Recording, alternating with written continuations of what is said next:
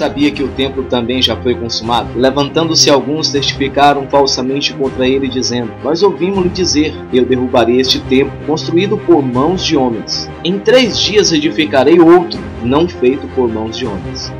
A mulher samaritana, ao crer em Cristo, ficou preocupada e queria saber onde congregasse. No monte ou no templo? Perguntou ela. Cristo retrucou: Nem no monte, nem no templo.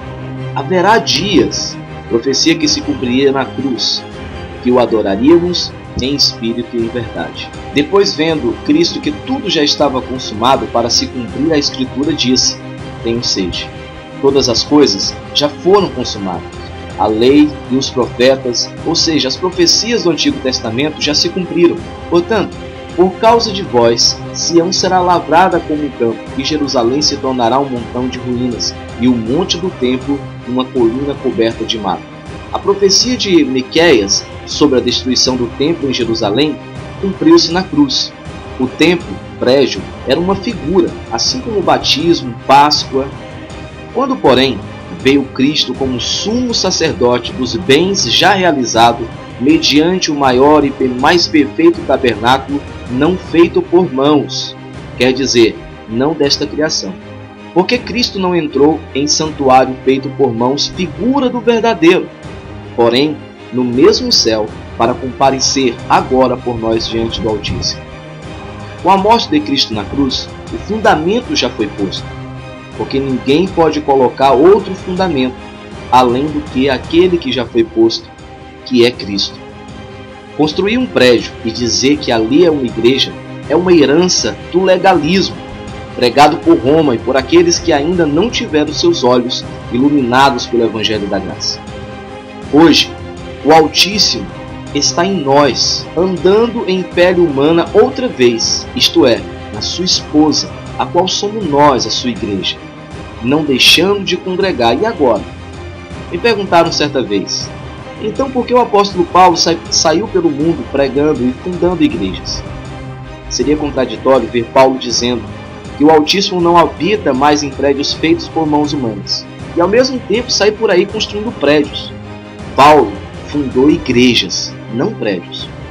A igreja era edificada sobre o fundamento, nas casas. Saudai a igreja que se reúne na casa. A igreja se reunia nas casas, assim como nós, da Igreja em Rede, Livion, Ministério Virtual Online, fazemos hoje. Ouvimos o Evangelho e compartilhamos a nossa família, vizinhos, parentes e amigos, em casa. Todavia, a casa não é a igreja. A igreja se reúne nas casas. Outro argumento que ouvi: estar em comunhão com os irmãos presencialmente é muito importante. Conhecermos suas lutas, suas dificuldades é importante. Estar presente com os irmãos não significa estar unido. Por exemplo, um saco de batatas, estão todos juntos, mas não estão unidos como purê. Assim como um amontoado de material de construção não é uma casa. Amado, esta união ocorre em espírito e acontece naturalmente nas reuniões que ocorrem virtualmente ou nas casas, como nós fazemos. Não deixando a nossa congregação. Hebreus 10. Congregação no original, Epusinagoga, que significa uma reunião em um lugar. Percebe? Veja outra derivação desta palavra. Ensinado significa reunir-se com outros, trazer para juntar-se com aqueles que já estão reunidos. Portanto, que fique claro, sou contra a obrigatoriedade de ser a reunião em um prédio. Temos hoje em graça a liberdade de nos reunirmos em qualquer lugar, independente de ser um local físico, casas ou não, como é o caso da internet. Sou contra a apreciação exacerbada que alguns dão aos seus prédios, denominando-se Cidade Refúgio, ou Templo de Salomão, ou ainda Cidade Mundial, ou simplesmente Igreja.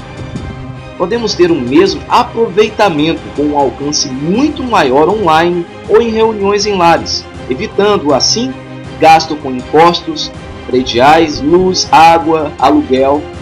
A visão da Igreja em Rede, Livion, Ministério Virtual Online, optou por este modelo: reunir-se online e treinar os abençoados a desenvolver a igreja a partir de si mesmo em sua cidade, compartilhando o genuíno Evangelho aos familiares, vizinhos, amigos e parentes em seus próprios lares.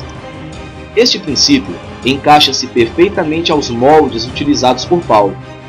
Saulo assolava a igreja, entrando pelas casas onde a igreja se reunia. Viram os irmãos a igreja que estava na casa de Lídia. Paulo anunciava diariamente, de casa em casa, a igreja que se reúne nas casas deles, a igreja que está na casa deles, a igreja que ela hospeda em sua casa, a igreja que está em tua casa, em sua casa, a qual somos nós. Assim é, porque está escrito e está consumado.